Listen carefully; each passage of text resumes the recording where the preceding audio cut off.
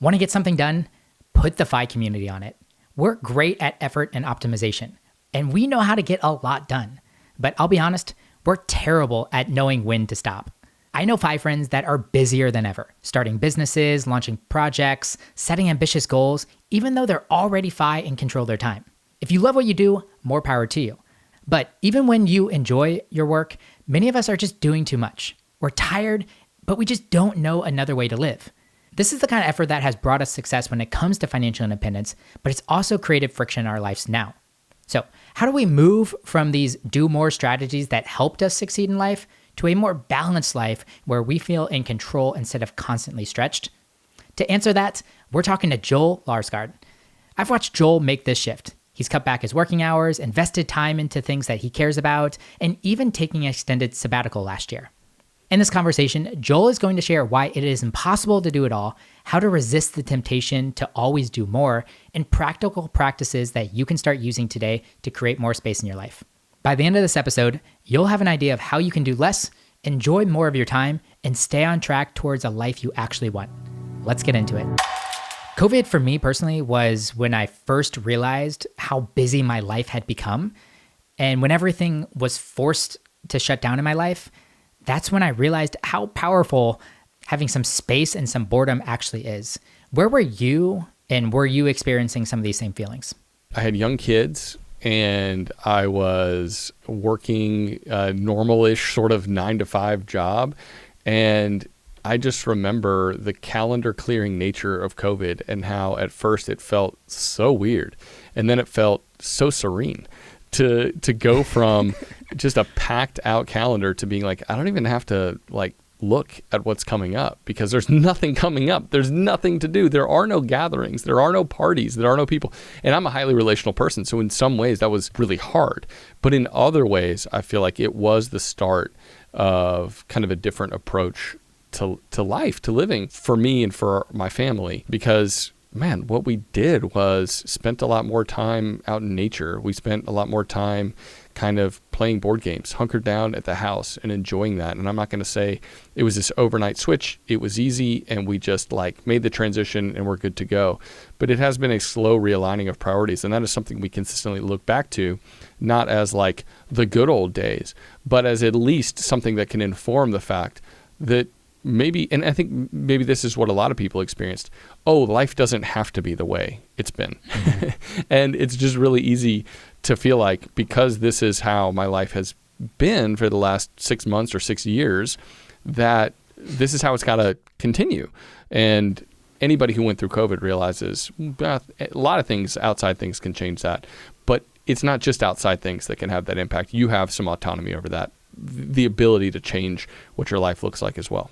I actually remember it being a little bit of a struggle for me to downshift. I remember getting done with my work projects by 1, 2, 3 o'clock at the latest. And then struggling a little bit with the guilt that came with oh, I should be doing work related things for a couple more hours now. It's not 5 o'clock yet, or it's not 4, or whatever it is. I felt it a little bit of a struggle to actually just enjoy downtime and recreational time. I don't know if you had similar thoughts there. I think it's an adjustment. It is one of those things that for most people, especially I think the kind of people who listen to this type of podcast who are I'm productivity oriented. I want to get better. I want to improve along a series of metrics in my life. And I have not abandoned all that completely. And we can get into what that looks like for me in a little bit if you want. But I think for a lot of those people, it feels really weird. And you feel a sense of uneasiness because it's not something you've experienced much of. The concept of rest is foreign. Right? Yeah. And so when we're presented with it, and oftentimes when we're forced to rest, we end up being gosh, that was nice. Usually it's only because we got laid out from some nasty sickness or something like that. And that's how we rest. And we're yeah, I caught up on some TV. I actually slept the way I'm supposed to. And I feel a little bit better, even though it was a sickness that forced me to do it. But the truth is that we have to continue to try. It's we have to adapt to it because it's not something that we've become used to. And we can become used to a lot of things over time, but it's a really good idea, I think, for all of us to become more accustomed and get our bodies more accustomed to rest or to a little more leisure or to a little more of a lifestyle that feels sustainable. You leveraged financial independence to create a life that looks entirely different now for probably most of the people that are your age. It's so interesting. It's like there is this bubble of financial independence, but then we realize that we also live in this like larger bubble and community. And I have so many friends that don't necessarily have the luxury to be working 3 days a week or to take a 6-week sabbatical in the summer. How has that shown up for you? Like, is it interesting? Has it been an interesting shift to do some of these things? Does it feel more natural? How has these changes affected you? There's the countercultural reality of doing less, like slaps me in the face sometimes, right? And sometimes I feel jealous, right? I'm talking to my friends who are crushing it in their career. They're growing their income. They're growing a business or whatever. And I see the way I'm living life as being not completely divorced from that, but very different because I have a different set of priorities. And so sometimes that rears its ugly head and I get a little jealous of what somebody else is up to, because it's not normal for someone in their early 40s to not be stoked about building their career. And it doesn't mean that I'm not stoked about the work I do. I am. I love my job. I'm thrilled to come in and record the podcast that we make, 3 days a week. And I love, listener engagement and the reading and the research and the writing. I love it all. I really do.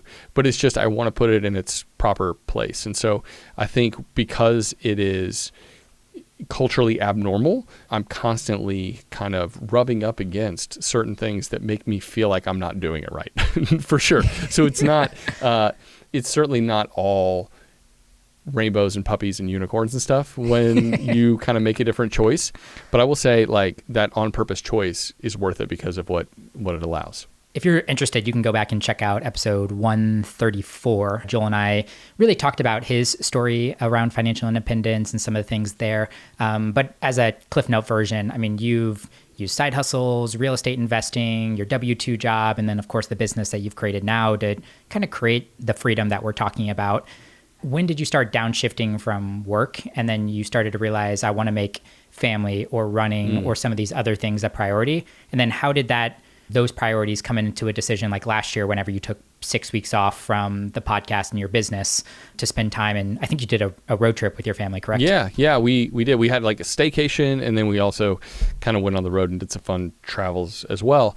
And I think it really was like a gradual movement. And COVID, I think, was the beginning. And then we moved to 20 miles up the road, but it's a little bit slower pace of life. And I walk and bike essentially everywhere where I live now. And there was just... It was a slow movement towards doing less. Like, it was not this overnight thing. And to be honest, too, part of like being married to my wife has helped push me in this direction. Like, the way she thinks about the world and the way she sees our family has really, those conversations have prodded me to think differently. It's like, well, what are we trying to continue to invest for or make more money for? Like, what's the goal? What's it going to provide us? And it's like that old like fisherman story, right? That everyone's heard at this point, where the fisherman's got this great job and this like venture capitalist comes down and he's like, listen, he's like sipping beers after fishing with his buddies. That's his business. And it's like, well, we can blow it up and we can buy more boats and you can expand your business. And then what's the ultimate goal? Is to retire and sip beers with your buddy after a day of fishing. And he's like, I'm already doing that. Right. And so I think if we would think about our lives a little more like that, what's the goal? Like, what are we trying to achieve? And when you realize, like, I put in the effort over a lot of years so that if I keep my desires in check and I keep the things that are my highest priority at the forefront, many of which cost very little money, then I can have more freedom and flexibility for things. I felt like one of the things, Justin, I feel like I had lost some of my own identity as a dad of young kids and a worker. I was like, who am I? What is it that I enjoy outside of like work and family stuff and raising kids? And I felt this intense need to go explore that. I was like, otherwise I'm going to get sucked into this vortex and feel like I'm completely gone. Who is Joel anymore? So that's been one of the real endeavors too of these past years, is to lean into that and say, who am I on all these levels? And I'm a much better dad and husband because I'm making space and time for myself. And I didn't want it to come at the expense of family time. So really the place it had to come out of was work. And I realized, well, that's okay. Like, I can do that. I can make that decision without it being a financial threat.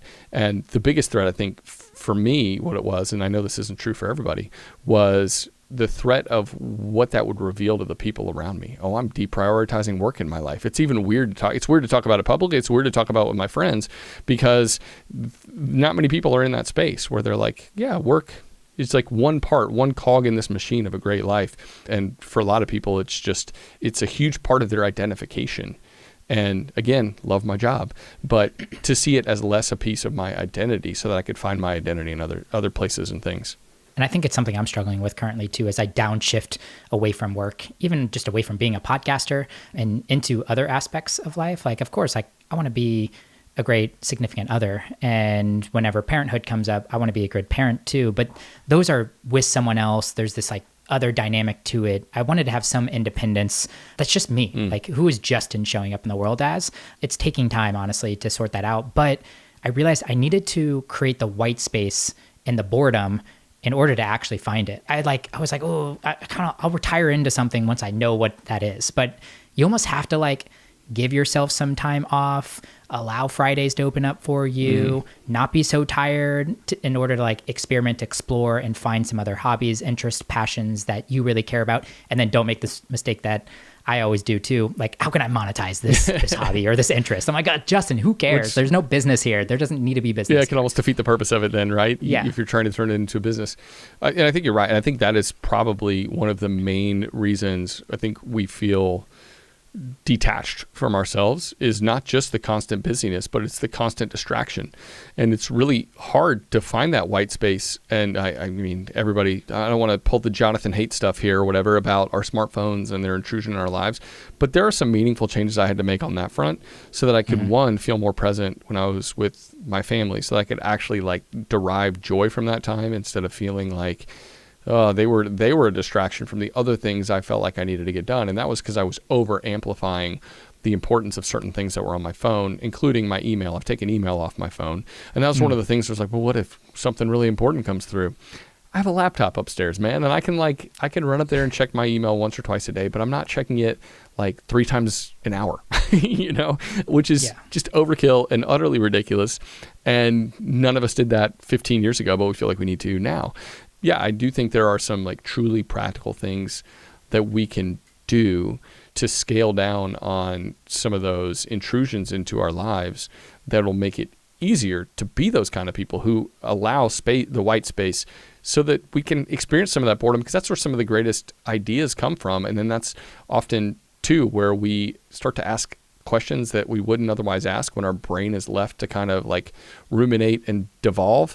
We really do start to ask some interesting questions of ourselves, but often we never let our brains get into that space.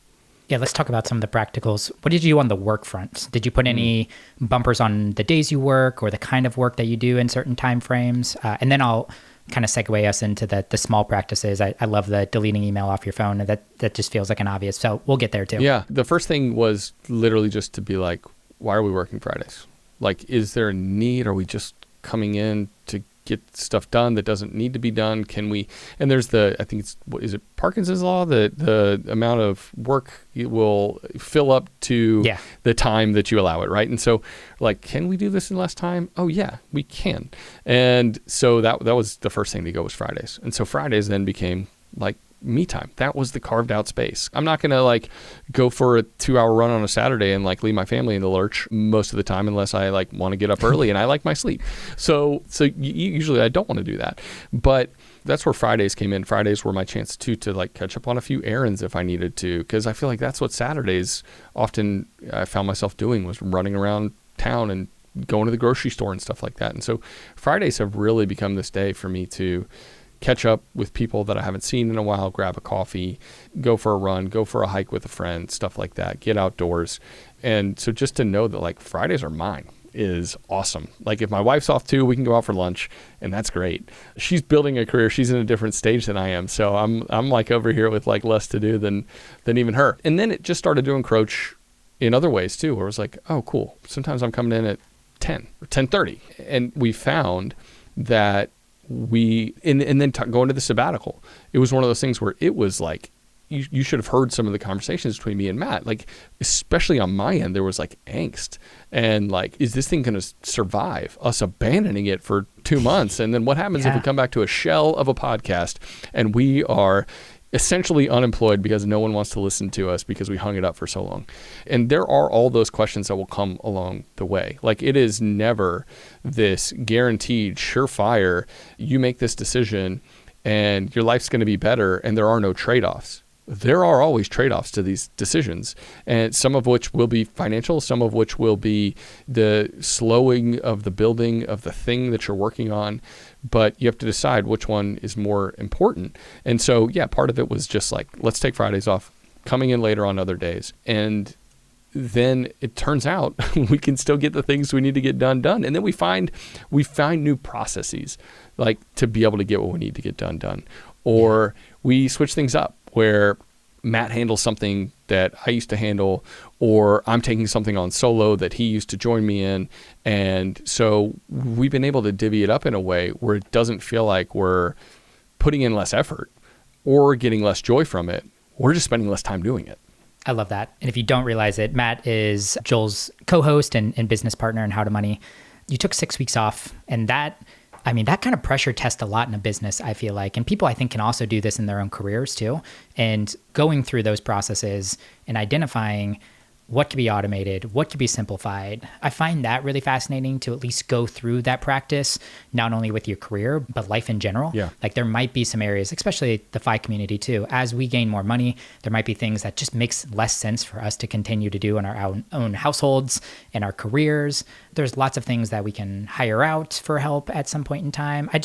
I like that you're approaching it in the way of like, let's try to look at things a little bit differently. And you've been running a lot of, I feel like, mini experiments over the last year of like, what's it look like if we slow down, if we use replays on the podcast a little bit more often, or we stop publishing the newsletter, or like, they don't have to be binary, like forever decisions too. I like the creativity that you have behind work right now to still get what you want out of it, but make it shape your life a little bit more. And like I said, the FI community is in a perfect position to do that as we gain more control of our finances. And therefore, I think we should be gaining more control of our freedom, autonomy, and time. I think in some ways it's easier as a business owner, although in some ways it's harder, right? Because like, you are Atlas with the world on your shoulders. Like, that's your business. And if you drop it, then oops, like, business feels like it just got stopped.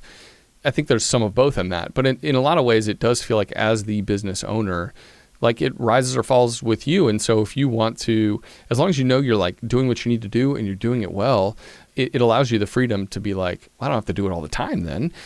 But as a W-2 employee, I think actually, especially in modern America, we have more flexibility than we think, and we put more pressure on ourselves than we need to. And if we just have some of those open conversations with our manager, the team we work with, about what our boundaries are. Like, I've got tons of friends who are W-2 workers who I'm constantly shocked at, like, the flexibility that they pull off given the careers that they have.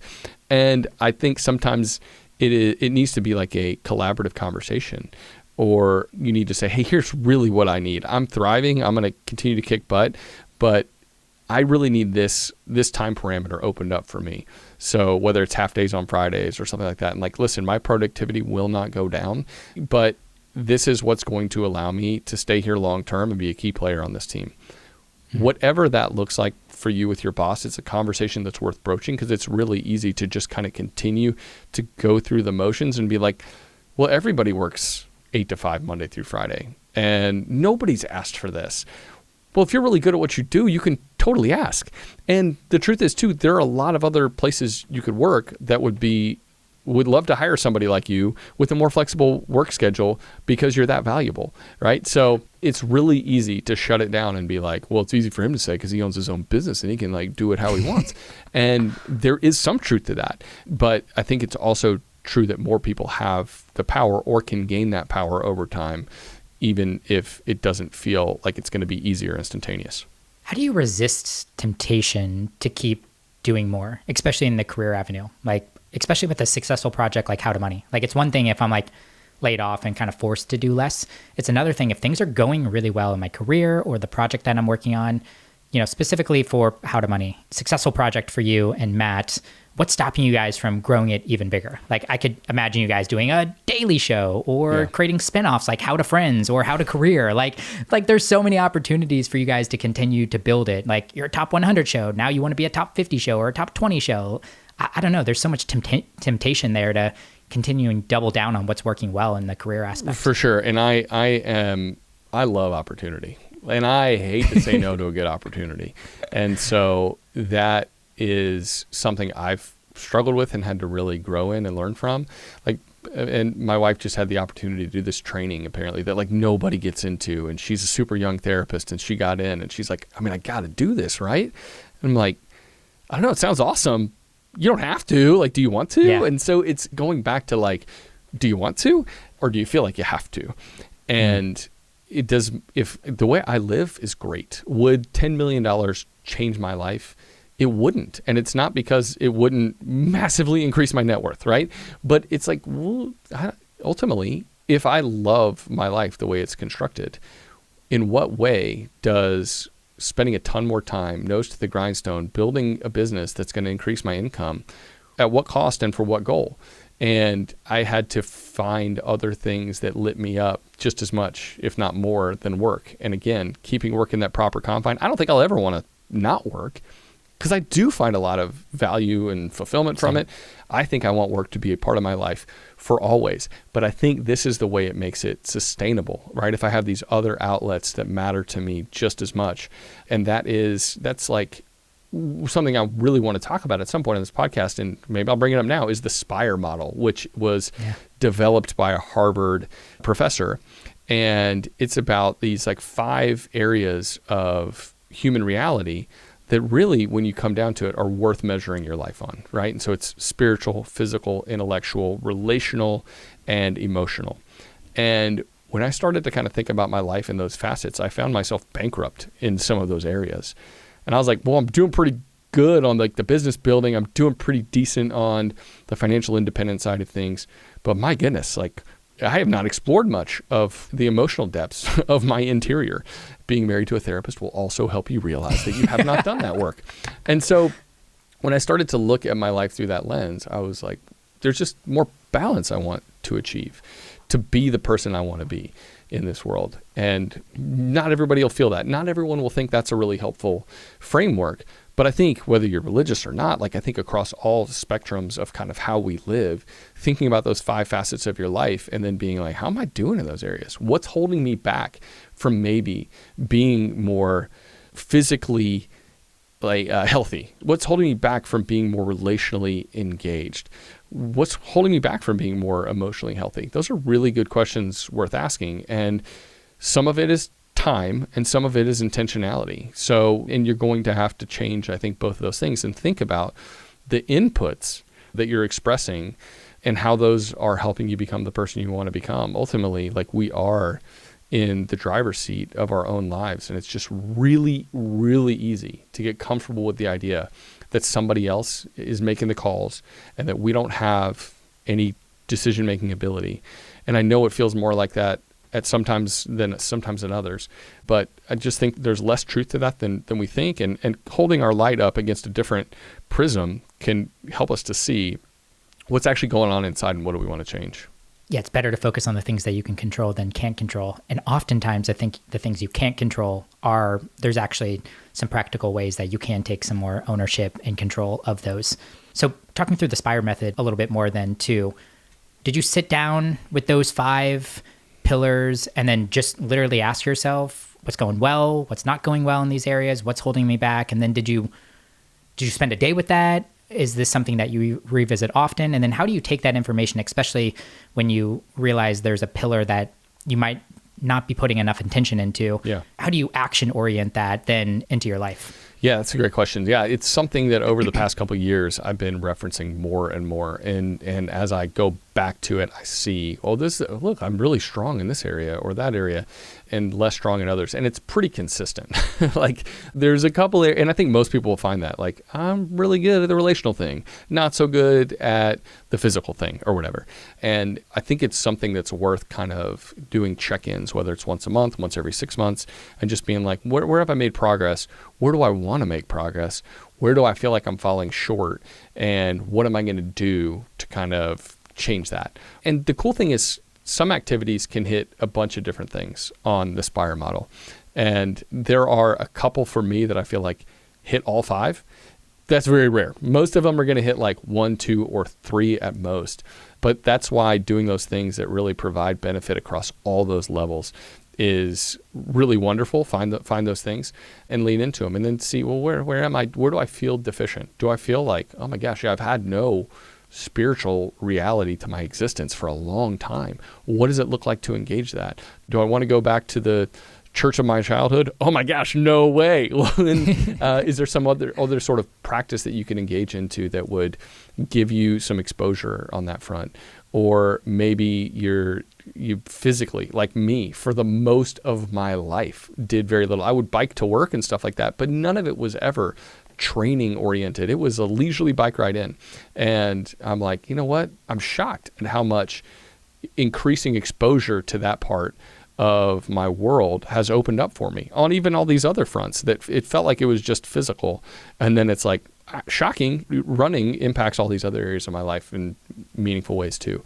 So I think it's kind of a good rubric, I guess, to think about when you're trying to understand where you are and where you want to see growth, and then find activities and practices that will help you to grow in the ways that you want to see growth, and to maybe even just give yourself a pat on the back for the ways you're doing well too.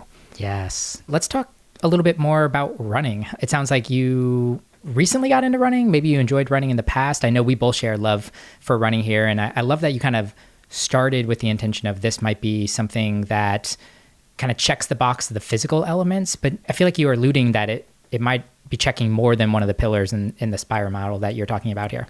And that's one of the rare things that checks all of the boxes in there for me. And it's really funny because if you had, and I talk to my kids about this all the time now, because they're like, I don't like doing that thing. And I'm like, yeah, well, there's a lot of things you don't think you like doing until you give it a shot. That was running for me, because I think I have these distinct memories of being in elementary school and the presidential fitness test. And we were all forced to run a mile. And I ran it ridiculously slow. And I was like, I'm not good at running. I'm not interested in it. And I saw these other kids whizzing by at like 6.5 minute pace. But the thing was, we never trained, or no one ever talked to us about like, well, here's actually some of the fun parts of running, or the benefits of it, or the cool things you can do. Like you can run on trails and stuff like that. And so I guess it was about 3 years ago when I first started, and I was really, really bad, right? Really bad, because I was just out of shape.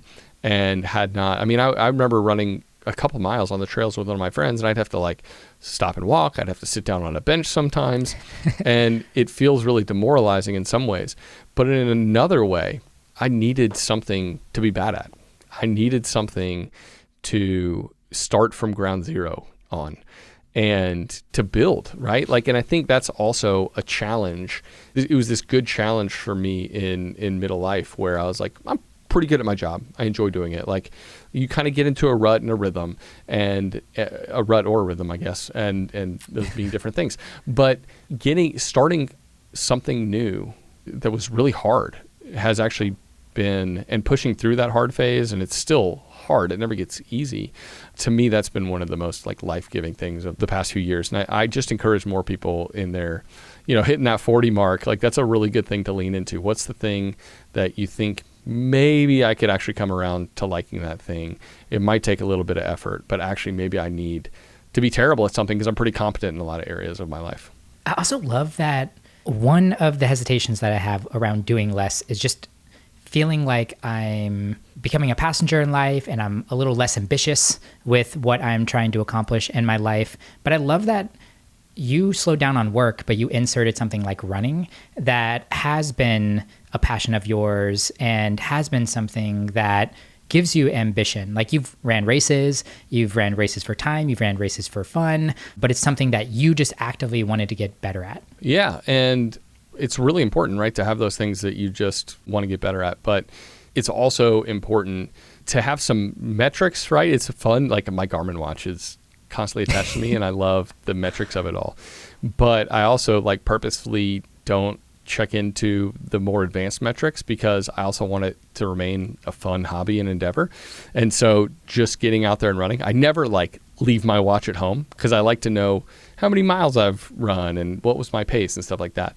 But it's really easy also to nerd out about all the details, and part of the joy I find in it is, and I have to remind myself of this as well, is just getting out there and being in nature, being on the trails, running with friends. I love running by myself. I love running with friends. But I have been shocked too, talking about the Spire model and how running has hit the R in a big way. I'm shocked. Yeah. Some of my best friends now have come in the last couple of years just because they're running buddies. And there's something, it's running to me is the new version of getting a beer at night. I'm hanging out with people. We're going super deep, by 30 minutes into the run. And then we still got another 30, 40 minutes together. And so I've been really thankful for it from that perspective. It's a middle-aged man's way to, I don't know, meet other people.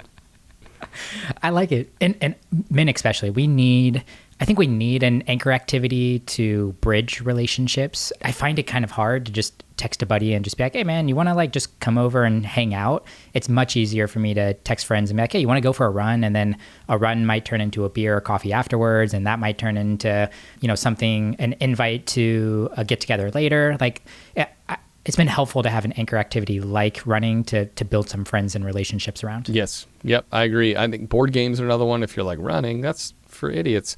That's fine. Board games, that's another good one. And coffee's always good. I love just kind of a nice coffee hang or just a hike, a walk. Like that's a great activity too. So there's like so many choices and most of them cost little to no money, but they can enhance relationships. And I think when it comes down to it, like so many of the activities in our lives are bids to increase relationship. If you buy concert tickets to go with a friend or to go with your spouse or to go with your, the person you're dating, it's like, yeah, you're excited to see the show, but it's also, it's totally a relational endeavor, and going alone would be not nearly as exciting, right? Or going to the movies by yourself. It's like, it hits different. You're just, you're not as excited to watch the new movie that you want to see unless you get to kind of share it with somebody. So it's totally fine to spend money on those awesome things too. Like that's something I'm spending more money on these days is concerts. But I think leaning into and realizing how relational we are. I even talk to my friends who are more introverted, and they'll tell me something typically along the lines of like, oh, I didn't realize I needed this. Like, because it's not what they're prone to do, is to make those plans and to hang out, and they could be okay just kind of flying under the radar and being at home. But especially if you're an introvert, I think probably forcing yourself on occasion a little more to partake in those activities so that you can have that relational connection, you probably won't regret it afterwards. I love the buy two strategy that you're kind of talking about right now. Like if you got a concert you want to go to, just buy 2 tickets and sort out who you're going to bring. And especially once again, we're in a privileged position of at least having somewhat of an abundance whenever it comes to money. It's fun to be able to treat a friend that I know that's going through a rough patch right now where money might be tight, and I know their favorite artist is coming, or we have a restaurant spot that they've always wanted to go to. It's nice to just be like, dude, I got it. Like, just come hang with me and spend some time with me. 100%, man. And I think sometimes in like the FI universe, it's really easy to keep thinking about accruing more and more. And you think about some of the rule of 72 or something. Well, if I spend that much money on that ticket, you know what it would be worth 10 years from now? And like part of the glory and the goodness of having been a good saver and your investments having done well is the joy of sharing that with other people. And that typically doesn't look like just handing them cash, 'cause that's weird. But it's like, let me prioritize an experience for us, or let me buy the beers tonight, like, please. And I love doing that because I know it means a lot. It meant a lot to me when I was younger, and other people would do that for me. And so I want to return the favor. And I think, people feel special when you do that. And it's such an easy thing to do that most of the time isn't very expensive. I remember one of my favorite moments with you. You took me to one of your favorite breakfast spots in Atlanta and picked up the bill. And it was so fun to like see where you spend your college days after like a hangover Saturday or something. It was like such a cool experience. I remember the biscuits and gravy being incredible too. So life-changing. we got to do that spot again. Yes, for sure.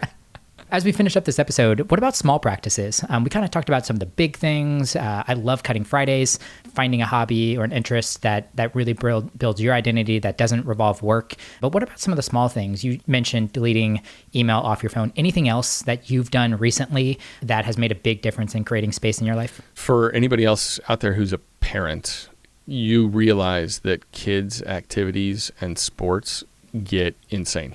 And I have so many friends who are in a similar space to our family, but their lives are so much more chaotic and so much more crowded. And it's because it's like, oh, we do lacrosse 3 nights a week and soccer 2 nights a week. And then there's like 4 games on Saturdays. And you think I'm exaggerating, but I'm not. Like, that is one kid in a week, right? And they've got multiple kids. And so they're separate, like all night, every night, because they're taking each kid to their various activities. And so I think it's really important to say, well, we're like, hey, one sport at a time, one practice a week and a game on Saturday, that's fine. But like, it's really easy to overdo it on that. And then you lose your family identity and some of your individuality in the process. So be careful as parents with that. We try to keep like a really tight regimen on that. Not that we don't want our kids to do things they enjoy, but we just want to ensure that we're like family dinners, right? Family breakfast and family dinners are really, really important. My kids are out the door by like 8:15. And so that time together in the morning is awesome. It's super important for us. And if I had to leave a little bit earlier and miss out on that, that'd be a huge bummer. I want to be home in time for dinner. Most nights we have a family dinner together. I think those rhythms are really important. There's something else too, and this is like an old school biblical concept, but the idea of having a Sabbath is underutilized and people don't realize the power of it. I didn't realize the power of it until recently. And so we have really taken it seriously over the past 3 to 6 months. And you just mean like a day of rest. That's right. And what does that look like? Well, it doesn't mean we sleep all day, but in fact, in some ways, our Saturdays, so it's like we do it like Friday night to Saturday night. And in some ways, like most of our Saturday or our Friday night doesn't look terribly different than what it looked like before. There was often like a pizza movie night and there was some chill, Saturday morning or whatever. But there's no chores. And normally there would be. There's no errands. And normally I'd be like, oh, I got to go get this thing done real quick. I'm just going to check that off my to-do list. There's none of that. And so it is like, from a mental break perspective, I'm shocked at how much of an impact it's made. And there's no email. Like, I'm not checking my phone as regularly either, because I'm like, no, this is the break from all that stuff. And so it's not that we don't have friends over, or not that we don't do fun stuff, or not that we might not go to a basketball game for my son, but it is like this mental approach to a 24-hour period of our week. And it's realizing like we have enough. We don't need to work for more right now. We can chill out. Seriously, I can't overstate the value and the benefit of doing that with 24 hours of your day. And again, it's really hard because, especially as like a guy who likes to go, I've got a motor on me. It's hard not to like want to be productive sometimes. And so I was like, I got to go make this Amazon return. And my wife's like, we're Sabbathing right now, man. Like, this isn't the time to make returns. I'm like, oh yeah, you're right. So I have to catch myself in it, and we're still new to it. But that's been one of those things that I would suggest people at least consider and try out. Yeah, it reminds me of a practice. I do Selfish Sunday, where Sunday is obligation free. I try not to guilt myself if someone sends me an invite and I just don't really want to do it on a Sunday. Like most other days, I'll will my way to pretty much anything, especially in a period where I'm prioritizing showing up for friends and really trying to prioritize being a good friend. But Sundays, I've really tried to protect for myself. I'm a big to-do list person as well. Like I'll create a to-do list at the beginning of every single day. Sunday's that one day that I don't. There's really only one obligation that I have on Sunday, and that's to continue my running streak. So I'm going to run at least 2 miles on Sunday, but the rest of the Sunday is just like build your own adventure. If someone sends me an invite and it sounds really fun and like my gut reaction is like, ooh, that's fun, then yeah, I'll go. But if my gut reaction is like, ugh, I don't know if I really want to do that today, then I just, once again, don't guilt myself into doing that. And same with chores and errands and projects and all the things. Like if I'm excited to do it, cool. If I'm not, it can wait till Monday. And like, that's also just so countercultural, isn't it? Like how many people do you know that like errands seep into every day of the week, or and then they find they start Monday frazzled again, because it felt like the weekend was, it was different. I wasn't doing the work for my boss, but there was no moment in time where it didn't feel like my brain was on and I was actively working towards something, whether it was a project around the house, not that I wanted to do, but that I felt like I needed to do. And to be honest, with young kids, it doesn't mean it's always like chill and easy. It does mean that we've all got like a little bit of a different perspective on how our weekend went now and how we feel going into Monday. So there's still some times where it's insanity. There's no way to do it perfectly, I don't think, whether you have kids or you don't. But I do think, instituting that Sabbath has been one of those kind of cornerstone things for us. That's made a big difference. Well, Joel, you're one of my favorite content creators out there. You got an awesome podcast called How to Money. What's cooking on that front? Anything in particular you're really excited in terms of episodes or content you're creating right now? Oh, well, I still love it. I love it. I truly do love creating the podcast every week. Get to do it with my best buddy. And like, what's better than that? What's better than going into work like when you want and then working with your best friend and creating content together? So people, if you're looking for money advice or money help, like try to be super practical. We answer listener questions on Mondays, interview really interesting people on Wednesdays, and then talk about the financial news of the week on Fridays. Yeah, they're all a joy to me. I love like the reading, and so I can't get enough. You would think as somebody who's been in the money space for 20 years, I would be tired of the topic, and I'm just not, because I think it touches so many areas of our lives, and even the stuff you and I have talked about today. Like, I feel that kind of bleeding into what we talk about on the show, because money like touches every area, and if we're not talking about the whole point of it and how we live our lives and how our money impacts that, then I feel like we're not doing it right either. So that's some of these topics are coming up on the show too. Once again, if you haven't checked out How to Money, go check them out. Matt and Joel put a ton of effort into the content. They have a really awesome podcast out there. It's a good companion to this podcast as well. Joel, man, always a blast talking to you. Thanks so much for your time today. Dude, thanks for having me.